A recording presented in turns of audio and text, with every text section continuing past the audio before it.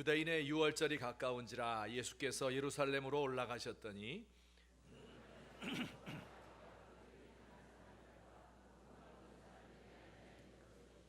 노끈으로 채찍을 만드사 양이나 소를 다 성전에서 내쫓으시고 돈 바꾸는 사람들의 돈을 쏟으시며 상을 엎으시고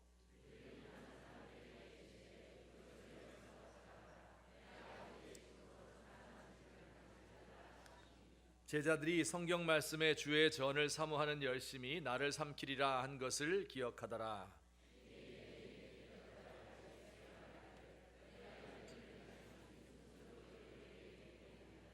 예수께서 대답하여 이르시되 너희가 이 성전을 헐라 내가 사흘 동안에 일으키리라.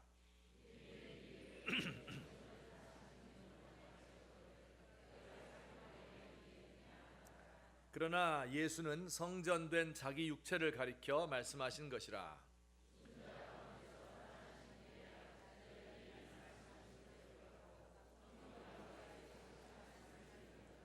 아멘.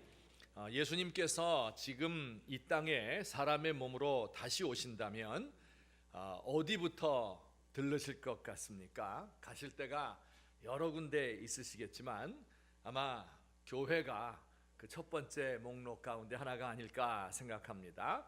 사람들이 예수님의 이름을 부르고 예수님의 이름으로 모여서 예배한다고 하는데 거기에 먼저 가보시지 않겠습니까? 자, 만일 예수님께서 오늘 우리가 예배 드리고 있는 이곳에 그가 오신다면 어떤 일이 일어날까요? 여러분들은 어떤 반응을 보이실 것 같습니까? 그렇게도 고대하던 예수님 드디어 오셨군요. 왜 이제야 오셨어요? 가슴이 벅차고 감격의 눈물을 흘리면서 예수님의 손을 잡으려고 하는 분도 있으시겠습니다. 또 어떤 분들은 이몽룡이 어사출도할 때 변학도의 집과 같이 상 밑에 들어가서 다 숨고 또 빨리 도망가야지 하고 문 쪽으로 도망가다가 밟히고 혼비백산한 이런 분도 있을지 모르겠습니다. 영국의 어떤 대주교 한 사람이 있었는데 그의 습관은 새벽과 또 저녁에 교회에 나아가서 성도들을 위해서 기도하는 일이었어요. 그래서 그날 저녁에도 나가서 기도를 시작했어요. 늘 똑같은 반복되는 기도를 했죠. 그날도 다른 날과 마찬가지로 오 전능하신 하나님 아버지여 이렇게 기도를 시작했어요. 근데 그 순간 하늘에서 오냐 무슨 일이냐 하는 소리가 들렸답니다. 이 소리를 듣자 그만 이 대주교는 심장마비를 일으켜서 죽었다 그래요. 자기가 매일 하나님 아버지여 이렇게 나가서 기도하는데 진짜 그분이 살아있을 줄은 몰랐네요. 그런 뜻이죠. 혹시 우리 중에서도 내가 교회를 나오라고 그래서 나오기는 했는데 진짜 계신 건 오늘 처음 알았네요 이렇게 생각하는 분이 있을지 모르겠어요. 아니면 어떤 분들은 예수님 여기서 이러시면 안 됩니다. 나가주세요. 우린 예수님 없이도 잘 지내왔는데 예수님이 오시니까 불편해서 견딜 수가 없네요. 이렇게 말씀하는 분도 계실지 모르겠어요. 여러분들은 어떤 부류에 속할 것 같습니까? 바로 이렇게 우리 예수님이 교회를 방문하고 계신 모습이 오늘 성경이다 이렇게 생각하면 이해가 쉽겠습니다. 오늘날 교회에 해당하는 곳이 바로 그 당시에 예루살렘 성전이라고 생각하시면 되겠습니다. 오늘은 온 세상에 수십만 수백만의 교회가 있겠지만은 그 당시에는 하나님을 섬기는 곳이 예루살렘 성전 딱 한 군데였습니다. 헤롯 대왕이라는 사람이 그 성전을 지었어요. 그래서 그 이름을 헤롯 성전이다 이렇게 이름 붙였습니다. 그것을 이제 모형으로 복원을 해 놓았습니다. 그런데 이 장방형으로 되어 있는데요. 이 길이가 300m 한 변이 그리고 500m입니다. 그러니까 그 규모가 어떨 것 같아요? 제가 계산을 해보니까 축구장 한 20개의 넓이입니다. 높은 대지 위에 세워져 있고요. 이 높이가 주 건물의 높이가 45m입니다. 그러니까 한 15층 건물 정도 높이가 되겠죠. 빛나는 대리석으로 또 황금으로 치장을 해놓았기 때문에 몇 킬로미터 밖에서도 다 볼 수 있는 이런 성전이었어요. 당시 이스라엘 백성들의 종교와 정치의 중심지이고 정신적인 고향이고 또 이들의 자랑이었습니다. 지금은 이 성전이 다 무너져서 폐허가 되었고요. 한쪽 구석에 벽만 남아있는데 그 벽을 가리켜서 통곡의 벽이다 이렇게 이야기를 하고 예루살렘을 여행하는 사람은 다 한 번씩 가봅니다. 이게 성전에 남아있는 벽이에요. 별로 안 높은 것 같죠? 사람이 요만합니다. 이렇게 엄청난 거대한 이런 빌딩이었습니다.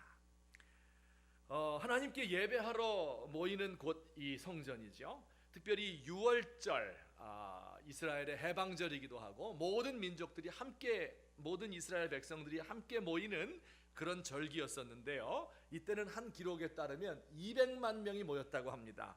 야, 이걸 과장이라고 생각해야 될까? 그대로 믿어야 될까? 성경에는 안 나오지만 이 역사책에 나오는 거예요. 이렇게 많은 사람이 모여 있는 이 사람들이 모두 하나님을 섬긴다고 하니까 예수님께서 안 가보실 수 없었겠죠. 그래서 6월절에 예루살렘 성전에 가셨습니다. 그 성전에 가셔서 무슨 일을 했을까요?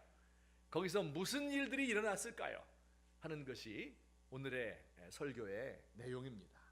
크게 두 가지 일이 일어났다. 우리가 나누어서 설명을 드릴 수가 있겠습니다. 우선 첫째로 다 같이 시작.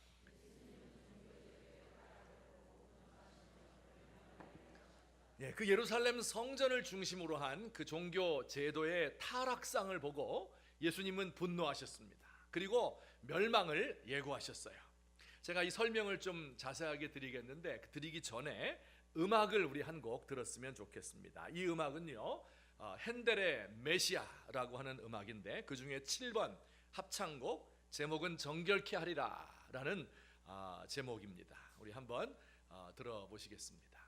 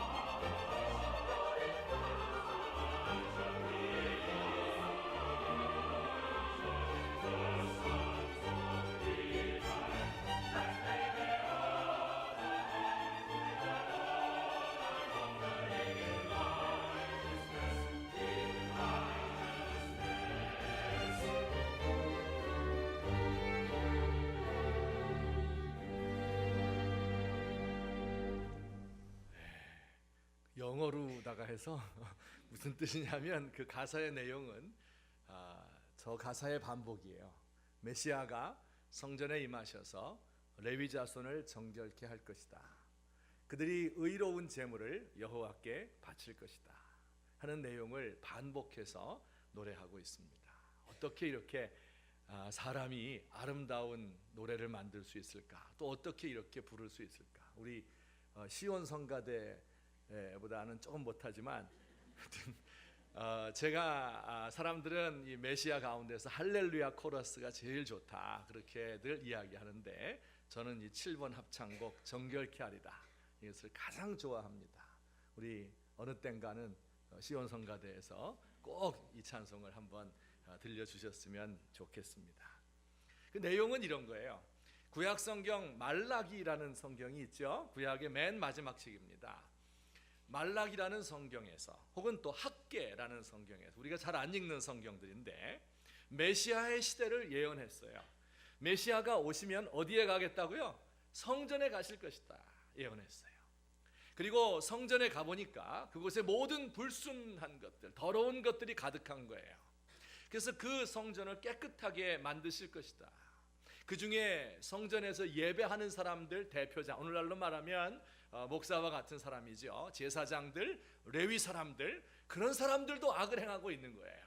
예수님이 이 땅에 오셔서 성전에 임하시게 되면 그들을 깨끗하게 만드실 것이다. 그래서 지금은 그들이 드리고 있는 그 예물이 때가 묻은 것이고 더러운 것인데, 그런데 그 사람들을 깨끗하게 만들었기 때문에 의로운 제물을 하나님 앞에 바치게 될 날이 있을 것이다 이렇게 예언을 했습니다. 그것을 이제 노래로 만든 것인데요, 예수님께서 그 예언을 그대로 성취하셨습니다. 그래서 성전에 나타나셔서 그 성전을 깨끗하게 하는 거예요. 어떤 방식으로 했습니까? 소와 양을 성전에서 내쫓고 돈 바꾸는 사람 환전상에 상을 다 뒤집어 엎고 비둘기 파는 사람을 내보냈습니다. 소와 양을 왜 성전에서 팔았을까요? 6월절 날 이제 하나님을 예배할 때 제물을 가지고 오잖아요. 소와 양을 가지고 오면 그 소와 양을 심사해서 이것은 제물에 합당하다, 이것은 합당하지 않다 이렇게 판정을 내려야 하는데 그 판정하는 권한을 제사장들이 가지고 있었던 거예요. 그리고서는 아무리 좋은 예물을 가지고 와도 다 퇴짜를 놓는 겁니다. 그리고 우리가 파는 거를 너희가 사서 써야 된다. 극장에 들어갈 때 팝콘, 콜라 이런 거 못 사가지고 하고 꼭 거기서 파는 것만 사가지고 가야 되는 것과 비슷해요. 이렇게 이제 폭리를 취하는 겁니다. 돈 바꾸는 사람들은 성전세를 내야 되는데 반드시 유대인의 화폐로 내야 돼요. 그 당시 통용이 잘 되지 않는 화폐입니다.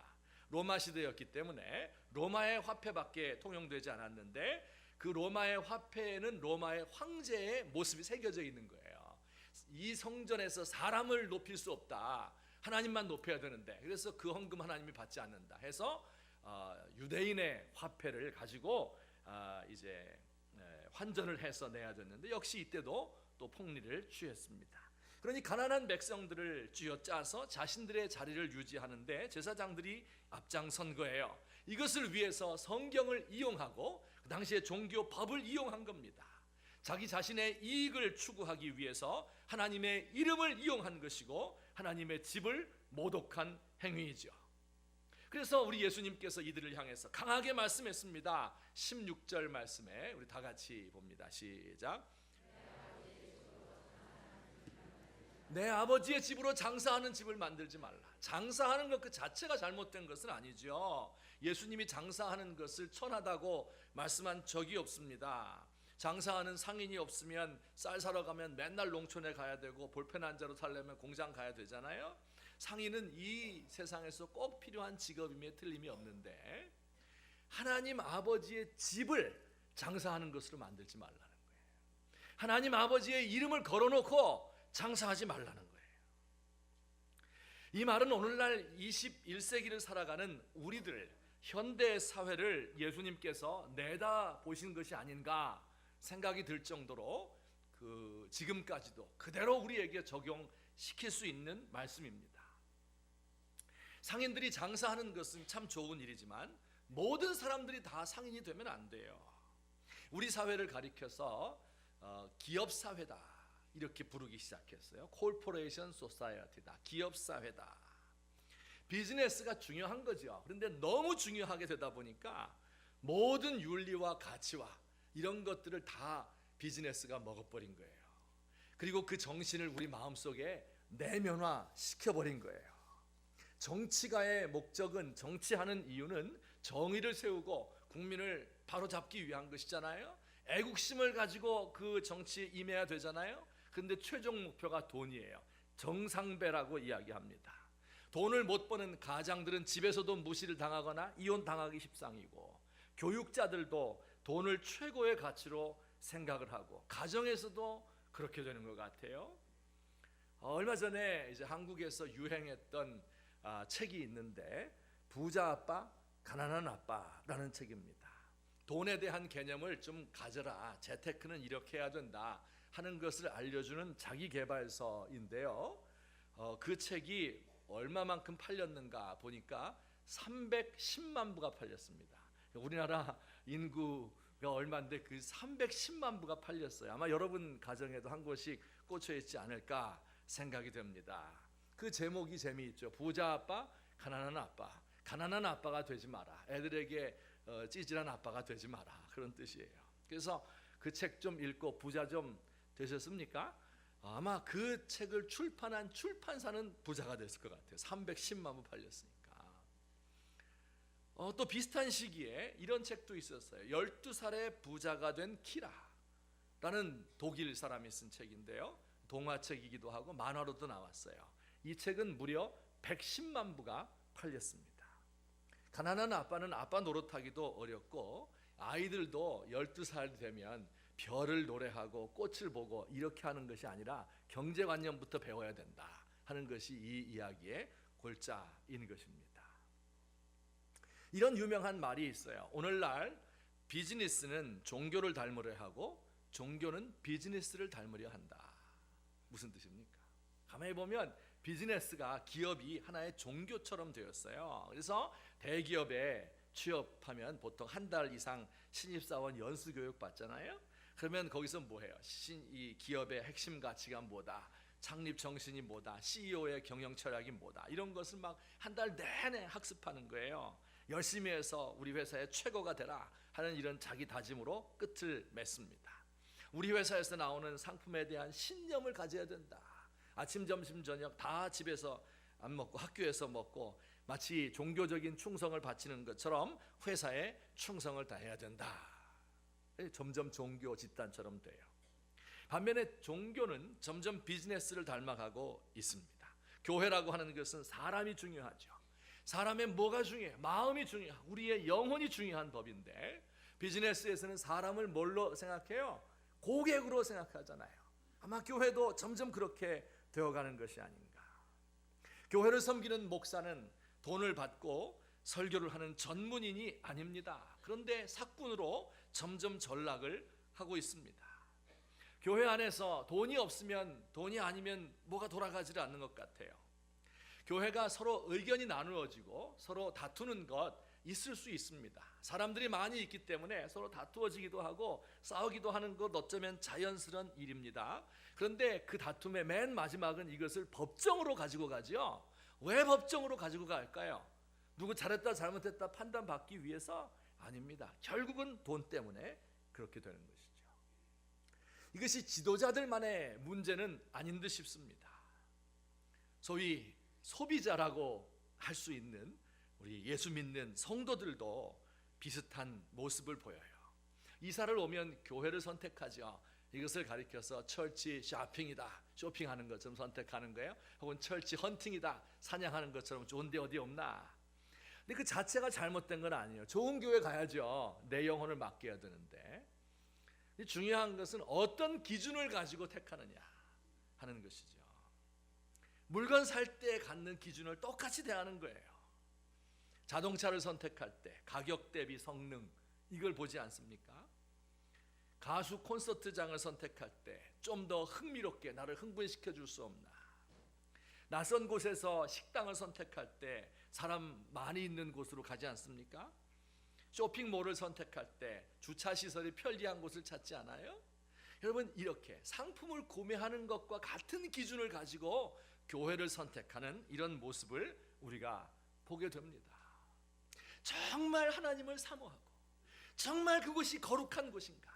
정말 거기서 진리가 선포되고 있는가? 하나님께서 정말 거기에 함께 하시는가? 이런 가치를 가지고, 이런 안목을 가지고 보는 것이 아니라 마치 상품을 선택하는 것처럼 택하는 이런 모습을 우리가 보게 됩니다. 예수님이 바로 이런 것들을 탄식하신 거예요. 내 아버지의 집으로 장사하는 집을 만들지 말아라. 우리 주님이 단식하셨어요. 그리고 그 성전을 향해서 경고, 마지막 경고의 말씀을 주셨습니다. 그것은 오늘 제목인데요, 19절 말씀이에요. 뭐라고 하셨어요? 너희가 이 성전을 헐라. 엄청난 말씀하셨습니다. 어떤 성전이에요? 조만한 구멍가게 같은 성전이 아니잖아요. 46년 동안 지은 45m 높이의 그 엄청난, 우리 키보다 2배나 되는 이런 돌들을 쌓아서 만든 그 성전이잖아요. 그거를 헐어라. 그 성전을 향해서 눈물을 흘리면서 어떻게 해서 성전이 이렇게 되었는가? 차라리 헐어버리는 게 낫겠다. 성전 문을 닫을 자가 있으면 좋겠다. 헛된 재물을 더 이상 가져오지 않았으면 좋겠다. 안식일과 절기에 그 모든 재물을 가지고 오는 건 나를 더욱 피곤하게 만들다. 마음에도 없는 예배에 신물이 났으니까 돈을 위한 설교, 교회를 크게 하기 위한 전도, 그런 게 싫으니까 가져오지 말라는 거예요. 그 문을 닫고 싶다 하는 것이 우리 예수님의 마음이었습니다. 그리고 이 말씀은 이들의 잘못 때문에 그 성전이 무너질 것을 예언하고 있는 말씀이기도 합니다. 너희가 결국은 이 성전을 헐게 될 거야. 이 성전이 너희 때문에 무너지게 될 거야. 그런 예언이에요. 그래서 그 예언은 그대로 성취가 되었습니다. 이 헤롯 성전은 BC 20년에 착공을 했습니다. 예수님 당시에 이미 46년 동안 짓고 있는데 완공이 안 돼요. 공사가 진척 계속 진행되고 있습니다. 이후에도 30년의 이 시간이 걸려요. 그래서 이 공사가 완전히 마쳐진 때는 AD 63년입니다. 83년 동안 건물을 지은 거예요. 인간이 만든 가장 위대한 건축물 중에 하나입니다. 그런데 그 성전은 어떻게 되었을까요? AD 63년에 완공됐는데요, 그 뒤 7년 후에 그 성전이 완전히 무너지게 되었어요. 아까 우리가 보았던 통곡의 벽, 그 한 벽만 남고 다 무너졌습니다. 그리고 그 자리에는 이슬람교의 황금 모스크가 들어서 있습니다. 여러분, 오늘 이 예수님의 말씀, 내 아버지의 집으로 장사하는 집을 만들지 말라, 너희가 이 성전을 헐라 하는 이 말씀들이 저에게 큰 두려움으로 다가왔습니다. 우리 예수님께서 저 뒷문으로 걸어 들어오시는 거예요. 그리고 이 앞에 서서 우리의 예배하는 모습을 보고 무엇이라고 말씀하실까요? 이 강대상을 다 뒤집어 엎으시면서 하나님은 안중에도 없고 내 마음의 만족과 욕망을 위해서 예배하는 이 굿판을 다 집어치워라. 믿지도 않으면서 가르치고 그대로 살려고 노력도 안 하면서 교훈하는 이런 위선적인 것들아, 종교 행상인들의 좌판을 뒤집어 엎으면서 내 이름 걸어놓고 장사하는 사기극을 좀 멈추어 줄 수 없겠느냐, 그렇게 말씀하지 않을까 두려운 마음이 제 마음속에 일주일 동안 계속 들었습니다. 물론 예수님의 목표는 부수는 것이 아닙니다. 다 헐어버리는 것이 그의 목표는 아니었을 겁니다. 깨끗하게 하고 싶은 거지요. 예수님께서 성전에 임하셔서 학개 선지자의 예언처럼 그 성전의 주인이 되시는 거예요. 말라기 선지자의 예언처럼 그 성전을 깨끗하게 하신다고 하셨어요. 그곳에서 일어나고 있는 모든 악행을 제하시고 성전에서 일하는 제사장과 레위 자손들을 깨끗하게 하실 것이라고 약속하셨습니다. 금을 단련하는 불로 제 악을 제하시든지 세탁하는 자의 잿물과 비누로 나를 씻는 것처럼 깨끗이 씻으시든지, 그래서 제가 의로운 제물을 하나님께 바칠 수 있는 그런 사람이 되었으면 좋겠습니다. 이곳에서 예배하고 있는 모든 성도들이 우리의 모든 더러운 것들을 뒤로하고, 그리고 상업적인 마음을 내려놓고 하나님을 향해서 간절한 마음을 가지고 예배를 회복하기를 원하시는 그 주님의 마음을 우리 마음속에 새기며 본받으시고, 우리 교회가 그런 교회가 되기를, 우리의 드리는 예배가 하나님이 받으시기에 합당한 예배가 되기를 날마다 기도하며 나오시는 저와 여러분 되시기를 예수님의 이름으로 축원합니다. 우리 한 가지 더 예수님이 하신 일을 말씀드리겠습니다. 예수님 말씀이 여기서 끝난 것이 아니에요. 우리 두 번째 같이 읽습니다. 시작.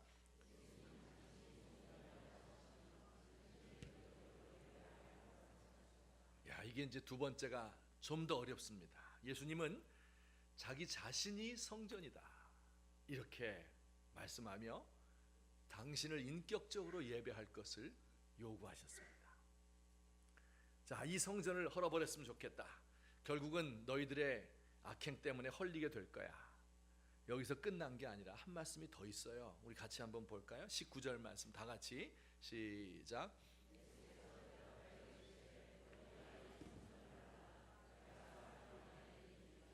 너희가 이 성전을 헐라 내가 사흘 동안에 일으키리라. 정말 수수께끼 같은 말씀을 하셨어요. 이게 무슨 얘기일까요? 성전을 헐라 거기까지는 이해가 됐잖아요. 우리 사흘 동안에 내가 일으킬 것이다. 무슨 뜻일까요? 여러분 이해 안 되죠? 그 당시 사람들도 이해 안 됐어요. 그래서 예수님께 물었어요. 아니 지금 46년째 이걸 이렇게 짓고 있는데도 아직도 완공을 못하고 있는데 당신이 무슨 수로 사흘 동안에 이걸 무너뜨리고 이걸 또 짓는다는 말입니까?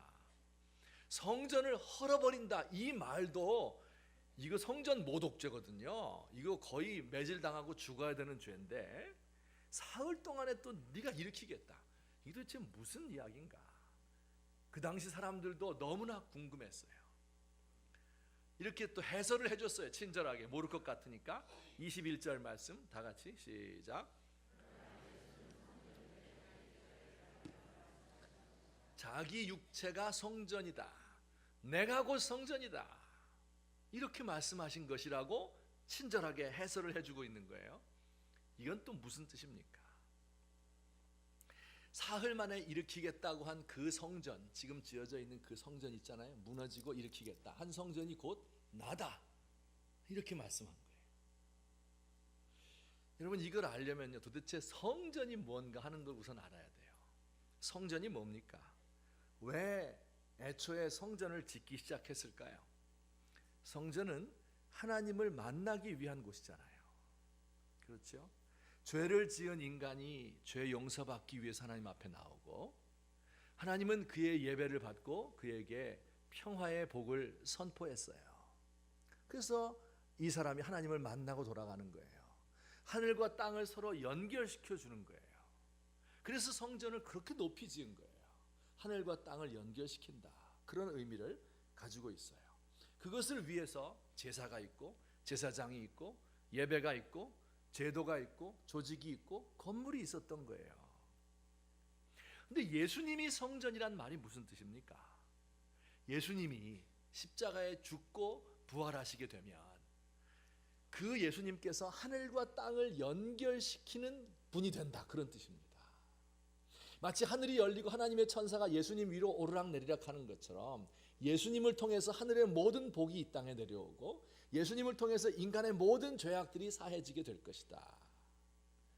이것이 이제 예수님이 성전의 기능을 완성하고 성전의 기능을 대신하게 된다는 말씀이죠. 예수님을 만나면 그게 하나님께로 나아가는 길이라는 거예요. 죄를 지은 인간이 용서받기 위해서 더 이상 성전에 나와서 제사 드리는 것이 아니라 예수님의 죽으심을 믿으면 된다는 말이에요. 하나님을 만나서 복을 받고 평화를 받기 위해서는 예수님에게 이름으로 기도하면 다 주신다는 뜻이에요. 그래서 더 이상 성전이나 제사나 제도나 조직이나 건물이 중요한 것이 아니라 예수님을 만나게 되면 이 모든 게 다 단번에 해결된다 하는 것을 예수님이 이렇게 표현한 겁니다. 성전이신 자기 육체를 가리켜서 말씀한 거예요. 너희가 이 성전을 헐면 내가 사흘 동안에 일으키게 될 것이다. 그리고 내 육체야말로 진정한 성전의 기능을 담당할 것이다. 이렇게 예수님이 일러주신 겁니다. 좀 더 쉽게 설명을 나중에 하셨어요. 4장 24절 말씀에 이렇게 설명하셨습니다. 우리 다 같이 시작. 하나님은 영이시니 예배하는 자가 신령과 진리로 예배할지니라. 예루살렘 성전에 나와서 예배할 필요가 더 이상 없고 예수님을 통해서 영으로 진리로 진리의 말씀을 따라서 인격적으로 정말 하나님을 만나기를 원하는 사람은 예수님의 이름으로 다 만날 수 있다. 이렇게 예수님이 선포하신 것입니다. 이게 성전이 내 육체다 하는 말의 뜻이고 예배하는 자가 신령과 진정으로 예배하자 하는 말씀의 뜻입니다. 자, 여러분, 만약에 성전이 그대로 있다면, 예루살렘에서만 예배해야 된다면 예루살렘에 살지 않는 사람들은 어디서 예배해야 돼요? 할 수 없잖아요. 그러면 비행기 타고 다 거기 가서 예배 드려야 돼요. 지금 메카에 가서 이슬람교도가 예배하는 것처럼. 이제는 예루살렘 성전이 아닌 세계 어느 곳에서든지 하나님을 만나고 예배할 수 있어요. 하나님이 안 계신 곳이 없기 때문에. 북한과 같은 상황을 생각해 보세요. 종교 제도가 다 무너졌죠. 소리내서 찬송도 할 수 없고 제대로 된 설교 들을 길도 없고 성직자도 없고 예배당도 없어. 아무것도 없는 것 같아요. 그러면 하나님이 예배를 안 받으실까요? 천만의 말씀. 하나님을 참되게 찾으려 하는 사람은 언제든지 만나주시는 거예요. 여러분, 주일날 일해야 되기 때문에 주일을 지킬 수 없는 사람들은 주일 교회문 안 여니까 그럼 예배할 수 없을까요? 천만에요. 어디서든지 어느 때든지 하나님을 예배할 수 있어요. 장소에 구애되지 않는 하나님은 시간에도 구애되지 않기 때문에 그렇습니다. 때로 종교 제도권 안에 들어오기 힘든 사람도 있어요. 환영을 받지 못하는 사람 취급 못 받는 사람들도 있을 수 있습니다. 이들이 하나님을 만날 수 있을까요? 만날 수 있습니다. 하나님은 아무도 차별하지 아니하시고 오직 영으로 하나님과 만나고자 하는 사람과는 어디서든지 만나시기 때문에 그렇습니다. 여러분, 이렇게 아름다운 오케스트라와 찬양을 통해서 성가대가 하나님을 웅장하게 찬양하는 그 찬양을 하나님이 기쁘게 받으시지만 동시에 저 골방에서 80 노인 되신 분이 아픈 몸을 이끌고 입술을 열어서 하나님을 노래하는 곡조도 맞지 않고 가사도 다 틀리는 것 같은 그런 노래도 하나님께서 받으셔야 안 받으셔요? 기쁘게 받으십니다. 영으로 기도하기 때문에. 미사여구를 동원해서 모든 좋은 얘기 다 동원해서 이야기하는 기도 하나님이 기뻐하시지요. 하지만 동시에 내가 무엇을 기도해야 될지 알지 못해서 눈물을 흘리면서 아버지요, 내 사정을 아십니까? 이렇게 기도하는 사람의 기도를 하나님께서 기쁘게 받으시는 거예요. 공부를 많이 하고 유학을 하고 학위를 받고 이래서 좋은 이야기 다 동원해서 논리적으로 합리적으로 이렇게 설교하는 설교 좋지요. 하지만 무지하고 아무것도 아닌 것 같아도 하나님 말씀 한 구절 읽고 그 말씀에 감격해서 어떻게 이 말씀이 나에게 주어질 수 있을까? 하나님 앞에 간구하며 그 말씀 한 구절 붙드는 그 사람의 예배를 하나님이 기뻐하신다 하는 이야기예요. 종교 제도로부터 소외가 돼요. 봉사도 할 수 없고 헌금도 할 돈도 없고 교회 나올 만한 입고 나올 만한 예쁜 옷도 없고 가족들과 함께 승용차 타고 하하호 웃으며 오는 사람 부럽죠. 여러분, 하나님은요 외모를 보시는 분이 아니에요. 사람과 달라요. 마음 중심을 보시고 누구든지 진리에 근거해서 영으로 하나님을 인격적으로 예배하고자 원하는 사람, 만나고자 원하는 사람 하나님께서 만나 주시는 줄을 믿으시기를 주의 이름으로 축원합니다. 여러분, 사람들은 차세대 리더를 중요하게 생각하는 것 같아요. 3, 4대째 예수 믿는 때로 순교자 가문에서 좋은 가문에 태어나서 좋은 기독교 교육 받고 많은 혜택 받고 고학력 학위 받고 교회를 내 집처럼 살아가는 그런 사람들, 그들이 리더이다. 정말 그럴까요? 여러분, 성경에 그런 말이 있을까요? 영으로 하나님을 만난 사람, 그 모든 고난 가운데서 하나님을 전심으로 찾고 예배하는 사람, 그 사람이 이 세대의 리더가 되는 것입니다. 우리 사랑하는 귀한 성도님들, 우리가 하나님 앞에서 예배할 때 어떤 마음을 가지고 나와야 되겠어요? 우리의 조직과 제도와 질서와 건물과 이런 거 다 중요할지 모르겠어요. 하지만 정작 핵심적인 것, 예수님, 그 성전의 완성, 그 성전의 주인, 그 성전이 곧 예수님인 그분을 알지 못한 채 우리의 마음으로, 영으로, 진리로 예배하지 못한다고 하면 그것은 우리 주님이 받지 않으시는 거짓된 위선적인 예배가 될 뿐입니다. 하지만 어떤 상황에서든지 어떤 형편에서든지 하나님 앞에 나의 간절함을 가지고 나와서 하나님과 영으로 만나고 싶습니다. 간구하는 그분의 그 만남, 이것이 하나님이 기뻐하시는, 이런 사람을 찾으시는 진실한 예배가 되는 것을 믿으시기를 주의 이름으로 축원합니다. 결론적으로 말씀을 맺겠습니다. 저는 그런 생각을 늘 하지요. 설교 때도 여러 번 언급했지만 참 우리가 소망이 없는 세대인 것 같다. 교회가 이렇게 잘못되어 가고 있는 모습을 보며 다음 세대의 교회가, 기독교가 어떻게 될 것인가 안타까운 마음을 늘 가지고 있습니다. 여러분, 하지만 제가 오늘 말씀을 읽으면서 그게 끝이 아니구나 하는 것을 알았습니다. 성전을 허는 것이 끝이 아닙니다. 사흘 동안 일으킨다고 했어요. 일으키시는구나 하는 것을 믿음으로 받았습니다. 여러분, 세상 많은 사람들이요, 사실은 하나님을 찾고 있습니다. 우리 이 앞에 우리 교회 비전센터 건물 앞에 조만한 공간이 차 한두 대밖에 못 세우는 곳인데, 거기에 이제 일주일에 한 사나흘 천막을 쳐놓고 거기서 전도 활동을 합니다. 때로는 신학대학원 학생들이, 때로는 선교단체 분들이 와서 전도를 하는 거예요. 지나가는 학생들 있잖아요, 그들을 부르는 거예요. 여기서 말씀 듣고 가라, 내가 전도하겠다, 이렇게 하며 그들을 불러요. 그래서 제가 그들이 천막 칠 때마다 생각을 해요. 야, 도대체 지금 오늘날 이 시대에 우리 학생들이 거기 가서 앉아서 그 얘기 듣고 있을 애가 누가 있겠냐. 아이고, 참 이런 마음을 가지고 있어요. 근데요, 놀라운 사실은요, 갈 때마다 학생들이 거기에 앉아 있습니다. 거기서 뭐 얘기하는데 내가 가만히 옆에서 들어보면요, 야, 저 얘기 듣고 예수 믿을까 과연? 할 정도로 얘는 도저히 못 알아듣고 자기만 열심히 막 얘기해요. 그런데도 와서 앉아서 듣는 거예요. 저는 애들이 다 안티기독교인 줄 알았어요. 인터넷 들어가 보면 뭐 기독교 다 망한 것 같아요.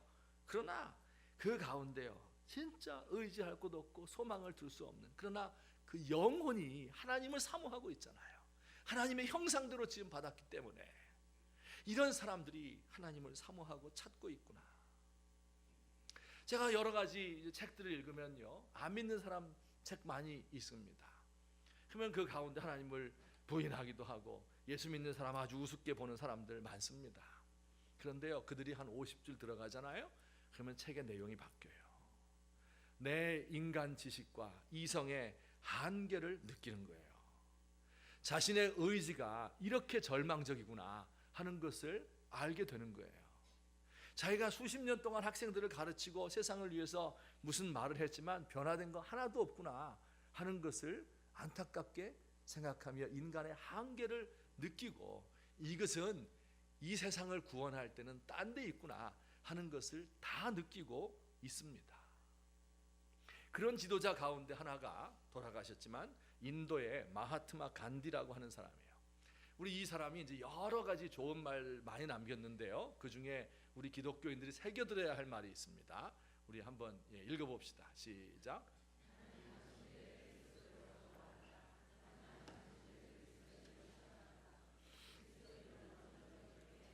이게 간디의 이야기예요. 유명한 말이죠. 나는 그리스도를 좋아한다. 하지만 당신들 그리스도인들을 싫어한다. 그리스도인들은 어쩌면 그렇게 그리스도를 하나도 닮지 않았는지 모르겠다. 이렇게 이야기를 했어요. 이 말을 왜 했을까요?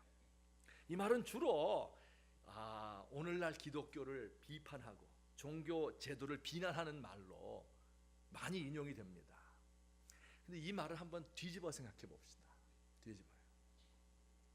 당신들 그리스도인들이 그렇게도 예수님 닮지 않아서 그럼에도 불구하고 그리스도는 좋아한다, 그런 뜻이에요. 뒤집어 놓으면 여러분, 그 당시에 영국은, 간디가 살았을 때 영국은요 우리보다 훨씬 더 했어요. 영국이 기독교 국가로서요 그리스도의 이름으로 침략을 해요. 하나님의 이름으로 그들을 박해하고 다 착취해요. 그리고 교회의 이름으로 마약을 팔고 있어요. 여러분, 이게 영국의 기독교인들이었어요. 그런 모습을 간디가 다 본 거예요. 몸으로 당한 거예요. 그러면서도 그가 뭐라 그래요? 나는 그리스도를 좋아한다. 여러분, 성경에 나오시는 그 그리스도, 성전의 완성이신 그분, 성전 자체이신 그분, 하늘과 땅을 연결하시고 이 세상에 하늘의 지혜를 펼치시고 인간의 모든 잘못과 죄악을 담당하신 그 예수님을 안다고 하면 누구도 그 예수님을 부인할 수 없는 거예요. 이런 분들이, 이런 지성인들이, 이런 젊은이들이 지금은 우리가 예수님 믿는 것을 막 가로막고 있는 것처럼 보여요. 종교의 제도와 잘못된 조직과 우리의 잘못된 문화가. 하지만 이들이 이 모든 것을 뛰어넘어서 진정한 기독교를 알게 된다면, 진정한 예수님을 알게 된다면 이들은 정말 하나님 앞에 거듭난 사람이 될 것이다, 저는 분명히 믿습니다. 여러분, 46년 동안 지은 것을 헐고 사흘 동안 일으킨다, 이게 무슨 뜻일까요? 물론 사흘은 예수님이 무덤에 계신 사흘을 염두에 두고 쓴 글이겠지만은 이런 뜻도 있어요. 46년 동안 인간이 만들어 놓은 모든 인간의 노력과 경험과 재주와 모든 힘을 다 들여서 만들어 놓은 그 성전 하루아침에 무너진다. 그러나 예수님이 세우시는 것은 단기간 안에, 짧은 시간 안에 하나님께서 당신의 능력으로 다시 한번 우리를 일으키실 것이다. 여러분, 저에게 꿈과 소망이 있습니다. 늘 그런 기도를 드리고 있습니다. 46년간 짓고 있는 그 건물, 인간의 제도와 종교를 무너뜨리고 예수 그리스도와의 인격적인 만남으로부터 시작하는 새로운 세대를 일으켜 주십시오. 우리 젊은이들, 교회에서 실망하고 소외를 당하고 있는 이런 기독교의 모습, 이것을 뛰어넘어서 진정한 자유와 기쁨을 예수님이 주시는 그것을 맛볼 수 있도록 도와주십시오. 장사하는 집처럼 되어버린 기독교이지만은 그러나 변화가 되어서 아버지의 이름이 높아지는 진정한 평화가 선포되는 우리 교회가 될 수 있도록 도와주십시오. 이렇게 기도하고 또 이 일을 위해서 쓰임받는 우리 교회가, 우리 백석학원이, 우리 백석총회가 됐으면 얼마나 좋을까. 성전에서 흘러나오는 맑은 물, 용소 숨치는 그 맑은 물을 흘려내어서 이것을 세상 속으로, 우리 조국의 교회 속으로 흘려보낼 수 있는 우리 교회가 되기를, 그 출발점이 되시기를 예수님의 이름으로 축원합니다. 같이 한번 기도드리겠습니다. 오늘 들은 말씀을 우리 생각하면서 하나님 앞에 간절히 기도했으면 좋겠어요. 예수님이 지금 이곳에 오시면 어떨까요? 생각해 보면서 나를 깨끗하게 해주십시오. 레위 사람들을 깨끗하게 해준 것처럼, 그래서 그들이 의로운 제물을 드릴 수 있었던 것처럼 나도 하나님 앞에 깨끗한 제물을 드리고 싶습니다. 성전이 무너지는 것이 아니고 완성이신 그 예수님을 바라보며 영으로 그 주님과 교제함으로 우리의 교회가 새로워질 수 있도록, 우리 조국의 기독교가 새로워질 수 있기를 우리 다 함께 기도드리겠습니다. 사랑의 하나님 아버지, 은혜를 감사합니다. 무지하고 연약한 저희들을 사랑해 주시고 이 종을 도와주셔서 오늘도 이렇게 주님 앞에 나와 예배할 수 있도록 하셔서 감사합니다. 하나님, 제가 집전하는 이 예배가 하나님, 주님 앞에 가증스러운 것 되지 않게 하여 주옵소서.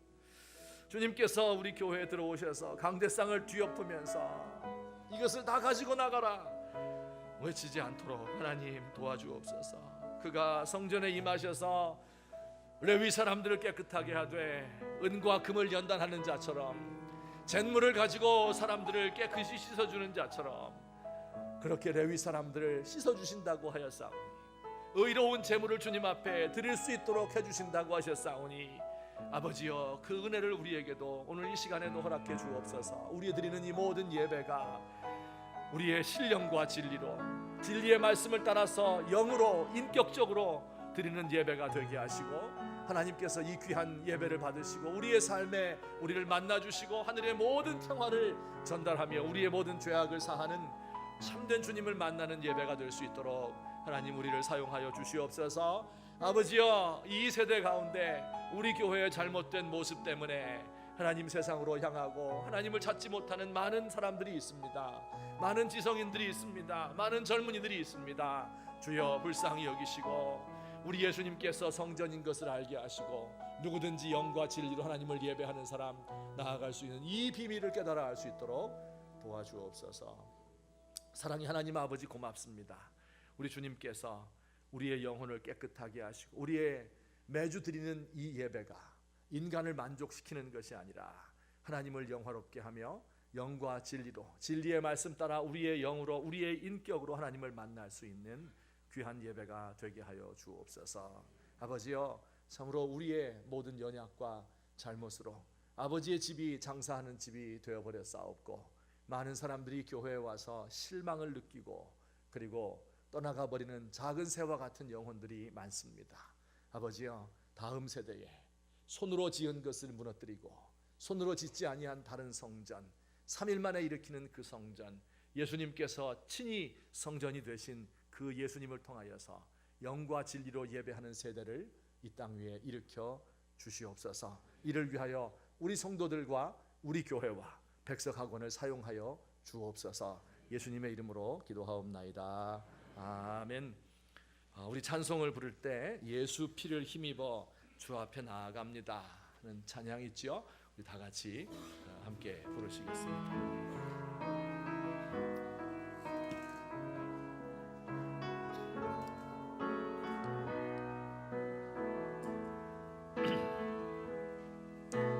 주의 보좌로 나아갈 때에 어떻게 나가야 할까? 나를 구원한 주의 십자가, 그것을 믿으며 가네. 주의 보좌로 나아갈 때에, 주의 보좌로 나아갈 때에 나 여전히 부족하나. 나를 품으신 주의 그 사랑, 그것을 믿으며 가네. 자격 없는 내 힘이 아닌 오직 예수님의 보혈로, 자격 없는 내 힘이 아닌 오직 예수님의 보혈로,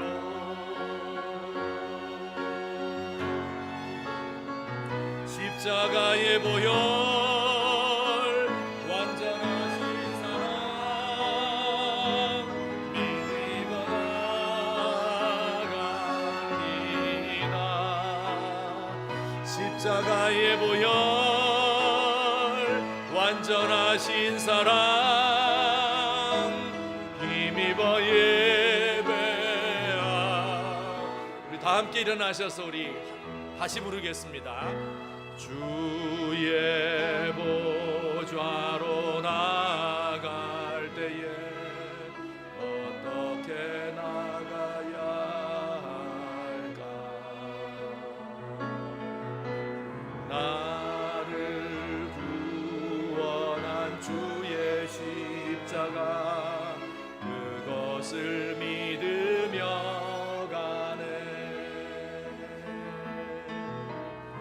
주의 보좌로 나아갈 때에 나 여전히 부족하나. 나를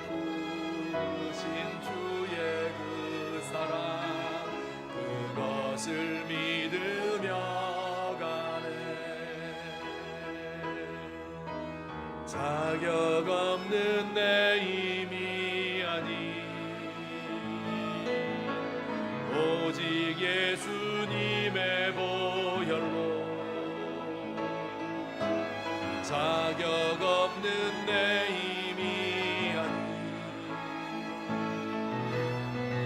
오직 예수님의 보혈로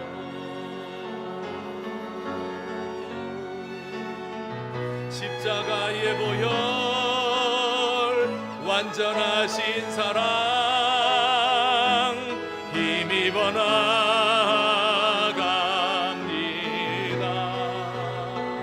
십자가의 보혈 완전하신 사랑 힘입어 예배하 십자가의 보혈 십자가의 보혈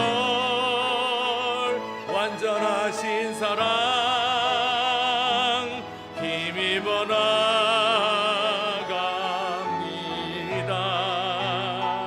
십자가의 보혈 완전하신 사랑 힘입어